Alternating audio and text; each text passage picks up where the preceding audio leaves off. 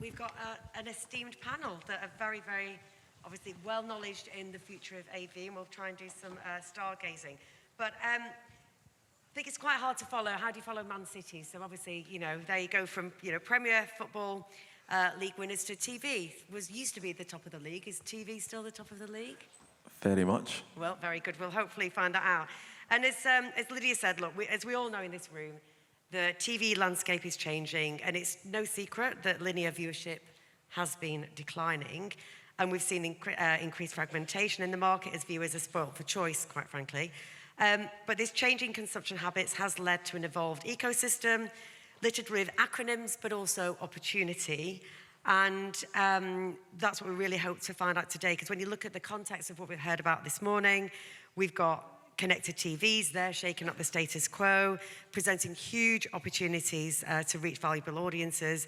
And then we've got, TVs actually becoming shoppable. So we will delve into that. So I'm delighted to introduce our panel. Hopefully you've read all their bios. We don't need to waste too much time on this, but really, really pleased to have here Sam from Direct Line, Amy from Sky, Jay from Samba TV, and Ewan from Channel 4. So welcome. Thank you for being here today. So, Amy, if we start with you, because just to put it all into context and setting the scene, what is the current lay of the land in terms of consumption trends, and what is changing, and how can you see that as we move forward? Yeah, sure. I mean, I can obviously give you the perspective from Sky, but we're seeing movement from linear viewing into our on-demand and streaming services, as you've heard people talk about today. But ultimately, to the consumer, it's all just TV, and I think that's a theme that's come through a few times in the sessions I've sat in today. Thanks to our partnerships at Sky with the likes of Discovery and Paramount, we are now the biggest aggregator of content in the UK, and across our portfolio, we continue to reach about 94% of adults every single month. So the reach is really unaffected, is what I would say. And linear accounts for about 2.5 hours of viewing on average per day. So, it's still a really significant slice of the pie. At Sky, our focus is both on the subscriber and bringing them the content they love and they pay for, and they come to us for quality content. But it's also about how we drive effectiveness for advertisers, which is what I think we're going to talk about in a bit more detail. And being that we have, our customers, we have that data that is super rich, and we have a panel of 4 million households, which we use to inform that effectiveness and targeting. But I think the key thing to focus on is we've heard a lot of people talk about linear and what's happening in the linear space. Arguably, as viewing continues to fragment, linear viewing will become increasingly important to advertisers who want to secure and align with key cultural moments. So if you take sport, for example, like last season, the Premier League viewing was at an all-time high. And then perhaps even more interestingly, since the success of the Lionesses in 22 at the Euros, we've seen huge amounts of growth in viewing to women's sporting events on our channels. And what's really interesting is that recent research tells us this is culturally significant, because 88% of viewers actually say, it's increasing the amount of young women are actually engaging with sports day to day. So it just goes to show the power of TV is still really important, and it's still really influential, however you're accessing it. Yeah, and I think there's that kind of quote that you say, these big events, or I think it was one spot in Coronation Street. I think people still watch Coronation Street, but it'd take a week's worth of programming to reach that audience on Netflix. So there's a kind of a bubble, and I think sometimes when you're in the media world, you expect everybody to consume like you do, but it's not all, it's not the same, is it? And I've got to say, I am a bit of a big TV fan, and my best mate, Peter Field, he said at a recent conference, it's just so goddamn effective. Do you think of the impact being on TV being the same? And obviously Samba TV, you analyse this deeply. What kind of measures are you putting in place for this, Jay? Yeah, so, when he says it's so damn effective, it's so damn good as well. The content that comes out of Sky and Channel 4 and other broadcasters and publishers just draws eyeballs. And so people are drawn to that content. You don't really have that, did you see that show last night and you've missed it? you can watch everything on catch-up, so you've got those eyeballs. And that presents the sort of challenge for advertisers to how do you reach those eyeballs. So it is effective if you can use it in the right way. So we have 2.5 million TVs in the UK that collect TV data for us, and I know Amy gave you some stats. I can hopefully add some more stats to your knowledge for today. We release a state of viewership report twice a year. In our H1 report, we looked at viewership across our panel, and we segment that panel by heavy and light TV viewers. And we saw that 92% of ad impressions from advertisers are being served to those heavy TV audiences. And actually the other 8% is being delivered to the light TV audiences. So we actually see that fragmentation happening. If you convert that to sort of numbers of ads, which we do as well, it's around 72 ads a day that are seen by those heavy TV viewers and 7 by those light TV viewers. So there's a big disparity in the number of ads that consumers are seeing. That's really where we come in. So we collect that first-party ACR data from TV sets, and we provide that to advertisers to help them think about where are the opportunities where, instead of reaching 7, you can bring that up. Where are the opportunities where you're getting, really high frequency, you bring that down and sort of bring that incremental reach story to advertisers and brands. Brilliant. And I suppose coming to you, Sam, from a brand point of view, we've heard again, even today, there are so many opportunities across SVOD, influx of fast channels, increasingly watched through connected TVs. How does this affect your strategy at Direct Line? Well, I think any marketing director's main objective is to deliver against an audience, right? And so fragmentation of TV creates more opportunities to get in front of audiences. So, whilst we talk about how protective we should be on linear, actually the opportunity of that fragmentation is huge. The challenge comes with understanding whether you've actually reached someone, or actually whether you can measure whether you can actually reach someone. So I think it's all good, but I'm a big fan of screen media, whether it's cinema, whether it's TV, whether it's whether it's a smaller screen, because it just works. So at Direct Line, we've always invested in TV, and we've continued to. The difference today is that we're using the power of data, first-party data, unlocking the first-party data to push that through data clean rooms, CDPs, into the TV environment. Means we can be much more focused on who we target with which message at what time. And that's what's, I guess, moved us on. And I guess the world of addressability in TV now has moved to a point where it's fully accessible. And I think that's probably only happened in the last year, where data's good enough because you've got your own data. We've got the emergence of retail media as well powering that. We've got the adoption of data clean rooms, easy to access data. We've got Snowflake, which makes it really easy to push data in, and the measurement. So it's kind of the perfect combination for any marketing team to drive value and effective outcomes. Brilliant answer. I'm going to come to you now, Ewan, and slightly, not too spiky, but this is brilliant. There's all these opportunities, all this data, but we still have legacy trading agreements, or do we? I don't know. Does that make it harder for brands to experiment when... Save the tougher question for me, Richard. Yeah, well, that's it. Trading agreements, what do you think? I think it's important, right? I think if you've got all this viewing, which everyone has, and it's fabulous, right? It's never been a better time to be a consumer of high quality content in the UK. But as a media owner, what you're wanting to do is allow advertisers to access that in a flexible and meaningful way. The digital viewing that we're hearing, which is rolling out, is actually probably more powerful for advertisers than linear viewing has been. So that's great, right? The product that we're producing is stronger. And I think at its heart, what we want to do is to make our content readily available for viewers. But what we also want to do is... Okay. May I use your microphone? I'm so sorry. We have a suitcase that's in storage in the Carol Nash. It's blue ticket number 90.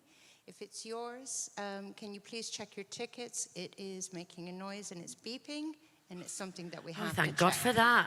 I thought it was like something really bad.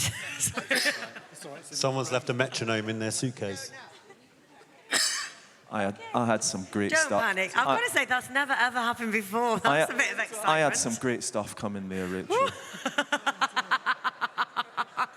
Oh, my Lord.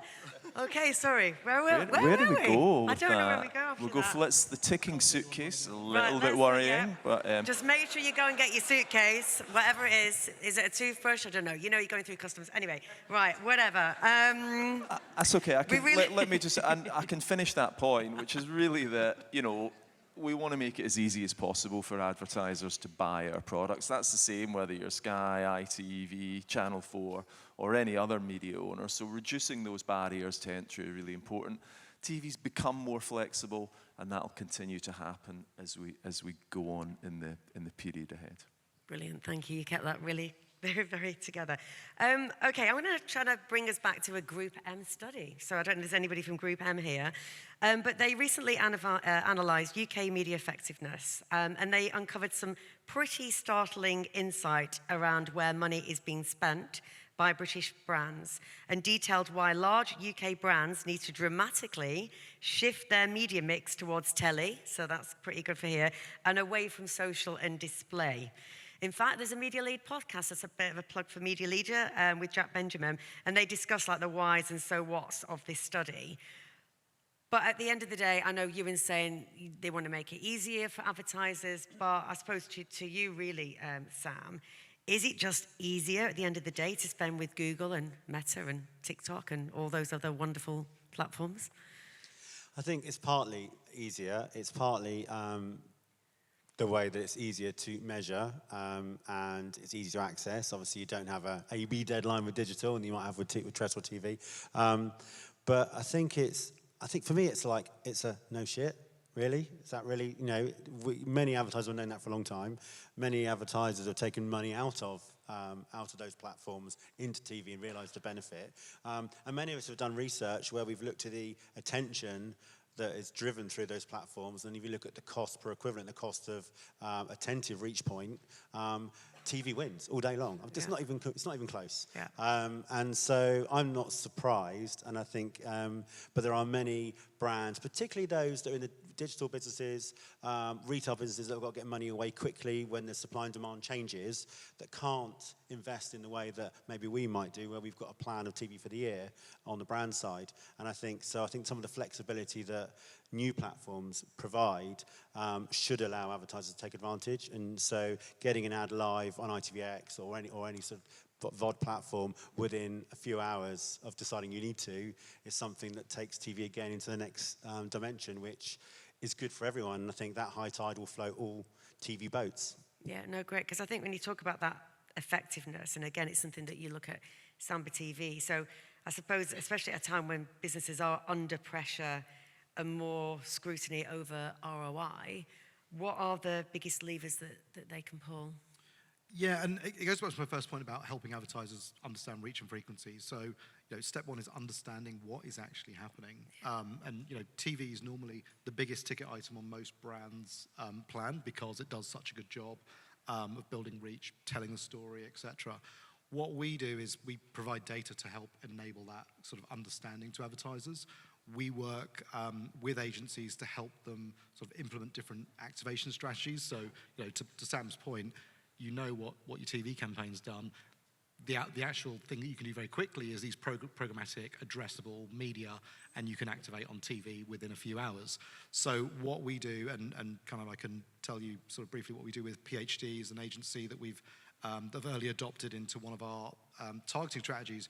We analyze that TV data at a geo-postal level, and we provide them sort of areas of the UK, postcodes of the UK, where their TV campaign was underexposed. So we're giving them audiences that are valuable that their TV campaign has effectively missed. And so that really helps them understand how they top up the frequency below. But then conversely, we can also look for the postal areas around the UK where their TV campaign has been overexposed. So actually reducing the, you know, when we talked about that 72 earlier, reducing that high frequency down. And I think if you saw the presentation from Clear Channel earlier, which I thought was really interesting, he showed a different strategy, which we're seeing advertisers embrace more around share of voice. So, you know, you've got incremental reach strategies there. What we can do is we know when, you know, Sam's competitors are advertising, when the AA are on and when the RAC are on, and I can tell him which parts of the UK their TV campaigns didn't penetrate as much. I think if you remember the sort of boxing analogy, I can give you the underexposed postcodes where you can go and punch hardest at your competitor. And that's really effective for a lot of brands. And we're doing that a lot with some agencies in the UK. Cool.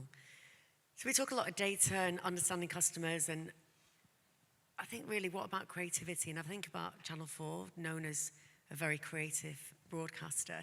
Is the big idea still important? Can you, kind of sort of put it across lots of different channels? How do you approach that? And do you think is creative still important? Is the big idea still important? Yeah, I think great creativity really fires that enormous ROI, isn't it? And loads of sort of data to back that up. I think for us, it's opportunity for advertisers to get closer to the channel, to get closer to our program brands, to get closer to the talent, and that really helps amplify. I think, again, what we've also got now is the opportunity to take that sort of beyond just linear and even beyond streaming, and extend that through sort of social amplification and various other places off platform. I think there's loads of that, and I think there'll be people in this room where we've done stuff this year with, I can think of Scottish Power and George Clark, where there's a brilliant Homes Energy message, or Benenden Health and Davina McCall, which is a great ongoing piece of work, or even quite recently, to show that it isn't just enormous national brands where you can do that, but there's other sort of more localized, nuanced area where we're just operating in the social space.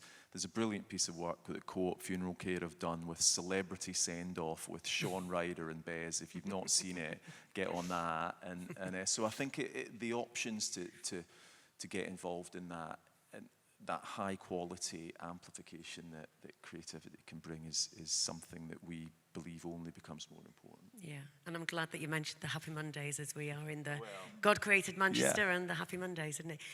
Amy from Sky, do you have a perspective on creativity? Yeah, I mean, we heard that brilliant example from Saint-Pierre earlier, in which, it was Megan, wasn't it? Don't want to get people's name wrong, talked about how even the most creative of campaigns, there's still a lot of rigor behind measurement and making sure that actually, if we're spending the money on creative, it's working really hard and generating that ROI for clients. And so for me, I feel like it's a bit of both. And I think if you've got access to quality data, why wouldn't you utilize that data to underpin a brilliant creative? We're an industry that is anchored on capturing attention, and to do that, you need to have a really strong creative, but you also need to make sure you're putting that creative in front of an audience it's relevant to. So really, the two things, brilliant creative and data, have to go hand in hand. I mean, there's a really nice example of a collaborative piece of work that Sky did with Channel 4 and ITV, and I know there was some out-of-home included for People's Postcode Lottery, in which it was a talent-led cross-media partnership, across TV. You've probably all seen it because it launched last November, and then I think there was another burst in April. But what was really interesting about that piece of work was obviously a huge amount of effort went into the creative itself, but also we were able to use Sky's viewing data across ITV and Channel 4 in a complete media first to analyse the performance of the campaign. And I think it was that we were able to tell that those households who were exposed to the campaign were 3 times more likely to go on PPL's website as a result of seeing the campaign. So, it just goes to show, like, the creative can be brilliant, but how great is it that they can go to their board and say, actually, we generated these results too? Yeah, it's going back to the data again, isn't it? And actually how you use it as a real business driver. And I suppose to bring it back to that data, I suppose a bit about the cost around BVOD and what was linear. Is there still a challenge around the cost, how it shows up in MMM?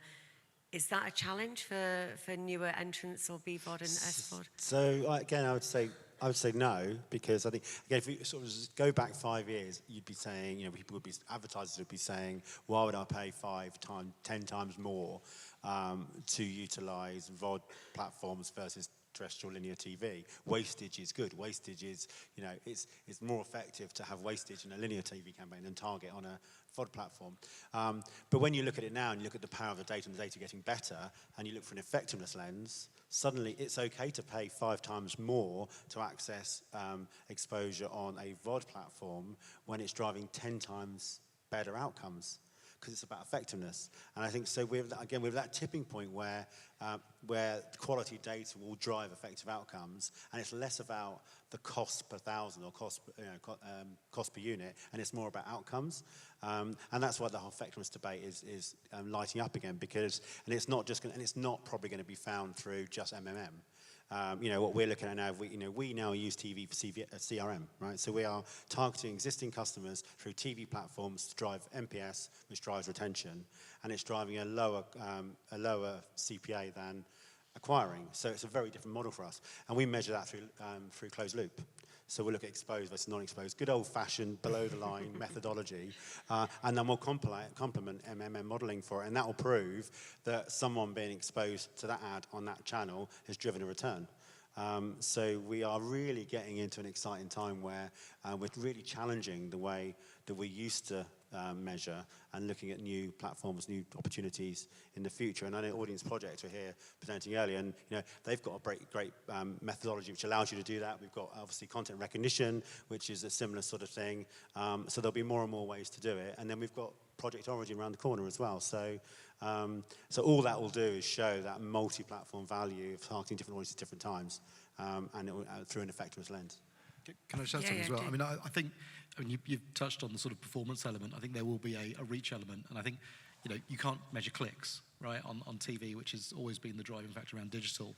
I think you will start to see metrics around cost per incremental house reached, right? And so when you look at the high prices of BVOD, when you take that down to actually how effective is it at reaching incremental audiences, and compare that with your linear, then that's where the brand metrics start coming in, and that metric. And the thing is, if you look at that in an irresponsible way, it will look really expensive, because you forget that TV is 10 times more expensive than TV if you're hitting 70% reach, right? So for the next point of reach, but then if you look at other channels, you can then complement that. And if you look at your kind of virtual reach curve, there are opportunities. DRTV, the lowest point of reach curve, but diminishing returns makes it really steep. And so I think when you combine all that together and go, how do we effectively reach our audience on different channels? And the big thing that's going to change, I think, is that we'll stop talking, and we are talking a lot about Netflix and Amazon and Sky or Channel 4, but the channel will become less important. It will be around, let's just show up when the customer turns on the screen. It doesn't matter where it is. And so it's more about eyeballs and then unduplicated reach. I think it also sort of points the craft or the science around AV planning becomes increasingly more important as you look to do all these different jobs. I mean, BVOD prices, regardless of who you're buying against, which broadcaster, for 16 to 34, 16 to 24 audiences, represent amazing value, and that's before you even worry about an additional reach conversation. So it really depends on what you're trying to do, and that planning skill becomes really important. Yeah, and I just wanted to go back, actually, because I obviously was not ribbing out, like moving money out of social into telly, but actually there's a great collaboration between broadcasters and social. I mean, like, I'm sure you've got great, YouTube and TikTok are a great way to bring in new viewers. In terms of the future of media and AV, do you see even more, I suppose from a Sky and Channel 4 point of view, more collaboration with the likes of TikTok and YouTube? Yeah, I mean, we've got partnerships with Snap and we expect to do more and more across social, but it's really two-pronged for us. It is a place for us to find new viewers, namely, younger audiences in particular. We want to go out and stimulate them on YouTube. We've put over 1,000 hours on there. It's grown, enormously since we've had it on there. So it works beautifully where we're out connecting new audiences to our content, but also creating an environment where advertisers can reach that newer audience as well. And, we're seeing zero cannibalization in terms of that audience, and it's an additional reach opportunity for advertisers. So we think we'll do more and more in that space. Yeah, it's good to hear. Right, so I'm making sure we're going to actually finish on time. So I'm going to finish with one final kind of like one-liner from each of you. I'll start from your end, Sam. So this is all about, what is the biggest opportunity from your point of view? what can people take away from this session? It's all about, for me, it's about data, and I think it's unlocking data. And you've got, I don't know how many TV advertisers in the audience today, but I bet out of them, there probably aren't that many that are using their first-party data or using clean rooms. That will, in the next 2 years, that's going to change. And my plea to anyone who's thinking about it, and it will take 2 years internally in your organisation to get the privacy, to get the data, to get the architecture and CIO team on board. So start doing it now. But that, for me, is the big shift that we're going to see. Yeah, good. Amy? I mean, I agree on data, but for me, I suppose there's also probably a big challenge for us as well as broadcasters, and that's how we convince media buyers of the value of identifiable TV audiences versus obviously the huge but undifferentiated digital audiences that are out there, because another thing that seems to have come through today is that not all views are created equal, and I think there's probably not necessarily a full appreciation of that at the moment, and that's what I want to see develop. Great. Jay? I can't believe we got through a panel without talking about AI. Well, I know, I think we made that deal. So, I mean, 15 years ago, across the road, I did my PhD in AI. And so, like, I have to say AI. And so, like, some of the stuff that I was working on during my PhD was a dream back then. Now you can do those things, and my algorithms, AI algorithms, are running in like 3 days. Now they take 3 minutes. I think bringing AI to the forefront of media planning, but I think the important thing is data.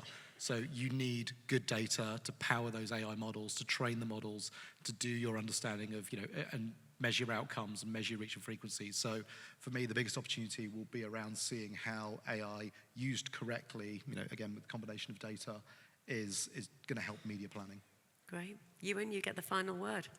I would just ask people to challenge us as a group to help us drive down those barriers to entry into our products, and the benefit for all of us would be more investment in a brilliant product which will work brilliantly for your advertisers, and we'll all go on and do even more great work together. Brilliant, great answer. Listen, thank you for listening so attentively. I think it is nearly coffee time. Unless Sam tells me off, I'm going to dismiss you, but I don't know. Sam, can everybody go and get coffee? They're going to come on. Anyway, we're a minute over.